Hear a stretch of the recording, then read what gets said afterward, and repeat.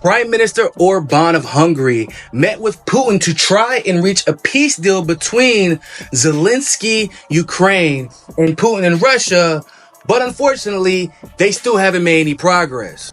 Now, this meeting comes days after Orban met with Zelensky, after Zelensky said he was actually ready to reach a peace agreement as well because he's tired of watching his soldiers get sent to the meat grinder.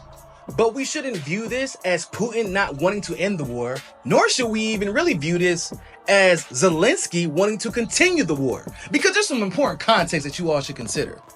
Here's a prime example. NATO pledges $43 billion in military aid to Ukraine for next year, right after Zelensky announces that he wants to talk peace with Russia. And as you can see from the date, they announced this military aid right before Orban goes to Russia to discuss a potential peace deal between them and Ukraine. Almost like they're trying to sabotage the potential for peace on purpose. It's also important to note that Orban wasn't merely going to Russia and speaking to Putin and going to Ukraine and speaking to Zelensky merely as the Prime Minister of Hungary, but the President of the EU.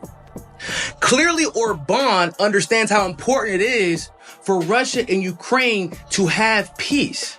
That's why, upon taking office July 1st, by July 5th, he had already visited both Ukraine and Russia. However, he was only criticized for visiting one of those places. Go ahead and guess which one. That's right, multiple European leaders already came out and condemned his trip to Moscow, even saying that the president of the EU is not actually representative of the EU when he visits Moscow. I'm not really sure how that makes sense.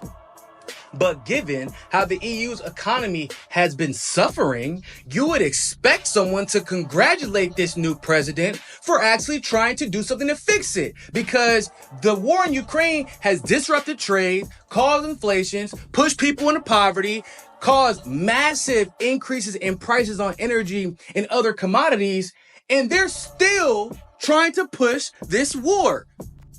So Zelensky screams for peace. They instead give him weapons. Putin asks for a peace deal. They instead put a NATO official in Ukraine. Ukraine asks at least for NATO membership, and they get rejected for the second time in a row. And even the president of the EU is being told he has no right to try and negotiate peace between Russia and Ukraine.